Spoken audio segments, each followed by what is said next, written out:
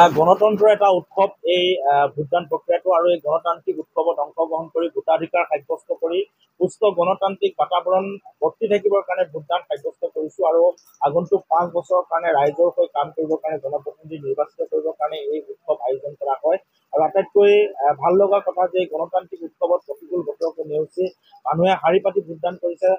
যুৱ প্ৰজন্ম আগবাঢ়ি আহিছে এই গণতন্ত্ৰৰ কাৰণে এটা সুস্থ গণতান্ত্ৰিক বাৰ্তা আচলতে কঢ়িয়াই লৈ ফুৰিছে আৰু আমি আশাবাদী আজি ভোটদান প্ৰদান কৰি, কাৰণ অসমীয়া ৰাইজৰ সন্মুখত অসমীয়া জাতিৰ সন্মুখত যথেষ্ট প্ৰত্যাহ্বান আছে। এই জটিল প্ৰত্যাহ্বানবিলাকক নেওচি আগবাঢ়ি যাবৰ কাৰণে আমি যিসকলক ভোট প্ৰদান কৰিছোঁ সেইসকলে অসমৰ মানুহৰ কণ্ঠ,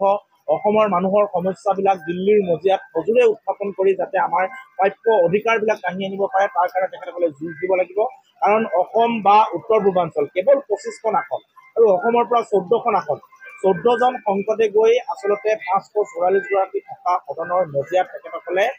যি কণ্ঠ নিগৰাব লাগে সেই কণ্ঠ নিগৰাওঁতে যথেষ্ট কষ্ট কৰিবলগীয়া হয়। গতিকে যাৰ কণ্ঠ আছে, যিয়ে দিল্লীক ৰঙা চকু দেখুৱাব পাৰিব, যিয়ে দিল্লীক আচলতে প্ৰাপ্য অধিকাৰৰ কাৰণে দিল্লীৰ মজিয়াত আচলতে হুলস্থুল কৰিব পাৰিব, সিয়ে প্ৰাপ্য অধিকাৰবিলাক আজৰি আনিবলৈ সক্ষম হ'ব। গতিকে আজি প্ৰথম পৰ্যায়ৰ নিৰ্বাচনত যিসকল প্ৰাৰ্থীক অসমবাসী ৰাইজে নিৰ্বাচন কৰিব, আমি আশাবাদী অসমীয়া মানুহৰ কণ্ঠ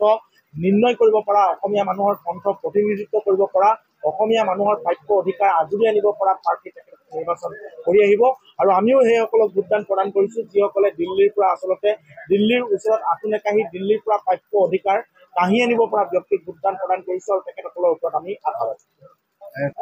ডিব্ৰুগড় লোকসভা সমষ্টিত আচলতে দুয়োগৰাকী প্ৰাৰ্থী, এগৰাকী সদৌঅসম ছাত্ৰ সন্থাৰ একালৰ সভাপতি, আনগৰাকী সাধাৰণ সম্পাদক আছিল। কিন্তু মূল কথা হৈছে যে সদৌঅসম ছাত্ৰ সন্থা অৰাজনৈতিক সংগঠন, সদৌঅসম ছাত্ৰ সন্থাৰ মজিয়াত থাকোঁতে